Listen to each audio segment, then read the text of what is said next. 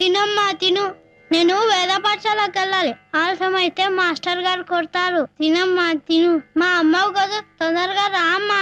త్వరగా వచ్చి తినకపోతే నేను ఇవాళంతా భోజనం చేయను.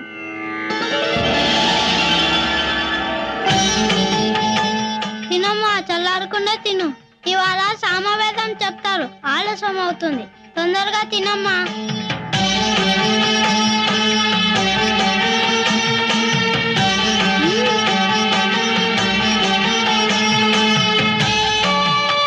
బాగుందా?